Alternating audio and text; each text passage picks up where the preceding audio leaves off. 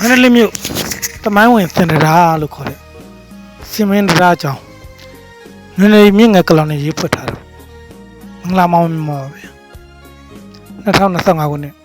ဧပြီလတော့ပေါ့မန္တလေးမြို့ကစိတ်ဝင်စားတဲ့တမိုင်းဝင်နေရာတွေများစွာရှိတယ်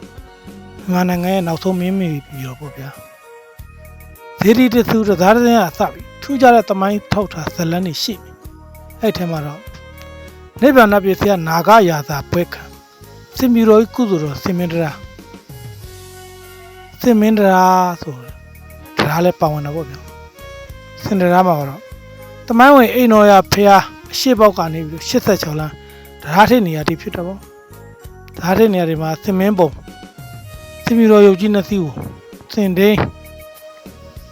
ရွှေတော်များတဲ့အုပ်အင်္ဂလိပ်တို့နဲ့ခန့်ညားစွာတိဆောက်တာခုတည်းမြင်တွေ့ရတာပေါ့ဗျာစင်မင်းတရာလို့ခေါ်တင်ရတဲ့အကြောင်းကတော့ကောသာတက္ကတဲ့1930ပြည့်နှစ်တမိုင်းဝင်အင်ဒိုသတီတော်တူတော်မူပြီးတော့တစ်နှစ်အကြာနိဗ္ဗာန်ပြည့်စရာနာဂရာသပွဲခံ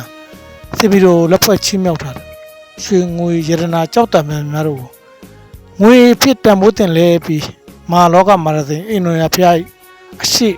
သောင်းနှံအရှိဘက်မှာစတင်ပြီးတော့ရွှေတချောင်းမြောင်းတိဓာခင်းထားတဲ့အတွက်စင်တရာစင်မင်းတရာလို့ခေါ်တာပေါ့စင်မင်းကိုမရဝရမျိုးနန်းဒီကုန်းမောင်မင်းသား60မြောက်ဘရုံမင်းခေါ်ဘိုးတော်ဖျားလက်ထက်မှာကောသာတက္ကရာ1168ခုနှစ်ကသိမ်းယူတာဖြစ်တယ်ဟန်တာရီမျိုးတော်မှနိဗ္ဗာန်ရွာရှိ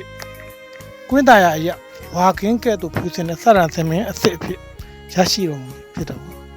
စင်မင်းကိုဆောင်ယူခြင်းချီးမြှောက်ခြင်းဘွဲ့တက်ခြင်းလက်ဖွဲ့ခြင်းတွေကိုခဏသာပြုလုပ်တယ်လက်ရှိကာလမှာတော့တမိုင်းဝင်မဟာလောကရန်ဒီအိမ်တော်ရဖျားနီးမှာဒီလိုမျိုးရှိရှေ့ဆောင်ထဲမှာစတယ်ပြီးစင်တရာကိုဖြောင်းတက်တော့လည်းပြင်နေတယ်ပေါ့ဗျာ